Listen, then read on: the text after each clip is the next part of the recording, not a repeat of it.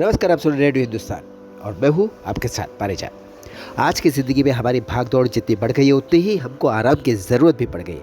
और आजकल आराम भी पूरा ही आराम होता है। अगर गर्मी का दिन हो और हम आराम करने बैठे तो हमारे कमरे में एसी का चलना तो पक्की बात है। ये बात अलग है कि किसी मजबूरी में यदि एसी ना हो तो हम पंखे से काम चला लेते हैं। देखा जाए तो बेहतर यही है कि हम पंखे से काम चला लें और एसी की आदत न डालें, क्योंकि एसी का आराम कर देता है काम तमाम। धूप से आइए या फिर मेहनत कीजिए, शरीर में गर्मी पैदा हो जाती है। सीधी सी बात है, शरीर की गर्मी प्राकृतिक प्रतिक्रिया है। हमारे शरीर की इस गर्मी को शांत करने के लिए यदि हम प्राकृतिक साधन ना अपनाएं और कृत्रिम साधनों से इसे शांत करने का प्रयास करें तो शरीर उसको स्वीकार नहीं करता। ये बात सब नहीं जानते, ये जानने ज़रूरी है। शरीर को लगता है कि उसके साथ ज़बरदस्ती हो रही है जब हम प्राकृतिक प्रतिक्रिया का समाधान अप्राकृतिक तरीकों में ढूंढते हैं। ऐसे में गर्मी के समय अगर हम ऊपर से अपने शरीर को एसी की सर्दी झेलने के लिए मजबूर कर देते हैं तो शरीर उसको अंदर तक स्वीकार नहीं कर पाता है। इस कारण शरीर में एसी से जाने वाली सर्दी के कारण अनेक प्रकार की शरीर की विरोधी प्रक्रियाएं होती है, जो हमें बाद में पता चलती है जब ये तरह तरह की बीमारियों के रूप में सामने आती है। ऐसे में ध्यान रखना है, यदि आप एसी में रोज़ बैठते हैं तो कुछ बातों को अच्छी तरह समझ लीजिए। कई घंटे तक एसी में लगातार बैठना स्वास्थ्य के लिए लाभकारी नहीं है। जहाँ एसी की हवा से आपको ठंडक मिलती है वहीं इससे आपको बहुत सारे नुकसान भी होते हैं। सबसे पहले तो आप ये समझ लो कि एयर कंडीशन के इस्तेमाल से मोटापा बढ़ता है।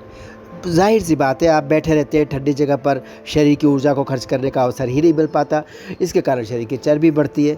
जी हाँ, लंबे समय तक एसी में रहने से एक समस्या और भी हो सकती है, धीरे धीरे आपको थकान महसूस होने लगती है।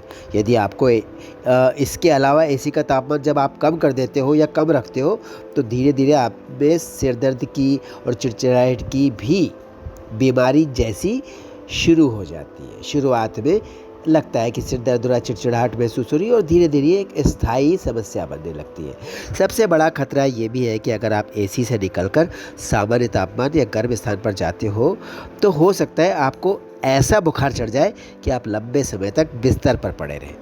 जी हाँ, ये बहुत बड़ी एक चेतावनी की बात है एसी का इस्तेमाल करने वालों के। ये सच बात है कि आमतौर पर लोगों को नहीं पता कि एयर कंडीशन का तापमान बहुत कम होने पर मस्तिष्क की कोशिकाएं सिकुड़ने लगती हैं। ऐसा होने से मस्तिष्क की क्षमता भी प्रभावित होती है और उसकी क्रियाशीलता भी कम हो जाती है। इतना ही नहीं, इसके बाद आप लगातार चक्कर आने की समस्या से भी जूझते रहते हैं। चक्कर आने की समस्या भी पैदा होने लगती है। एसी का नुकसान आपकी त्वचा पर भी होता है। ये आपकी त्वचा की प्राकृतिक नमी को सोख लेता है और इस कारण से आपकी त्वचा में रूखापन आना शुरू हो जाता है। अगर हम रोज़ लगातार एसी के कम तापमान में बैठे रहते हैं रोज़, तो हमारे घुटनों में भी समस्या पैदा हो जाती है। इतना ही नहीं, हमारे शरीर के सभी जोड़ों में भी दर्द शुरू होने लगता है। धीरे धीरे जोड़ों में अकड़न भी पैदा होने लगती है। इससे हमारे शरीर के विभिन्न अंगों की कार्यक्षमता भी धीरे धीरे कम होने लगती है। इसलिए कुल मिलाकर आप ये समझ लीजिए कि हम ये कहना चाहेंगे कि बीमार होकर डॉक्टर्स की दवाइयों पर ज़िंदगी को डिपेंडेंट बना देना समझदारी नहीं है। इससे बेहतर है कि आप ऐसी स्थिति आने ही ना दो, ऐसी नौबत आने मत दो।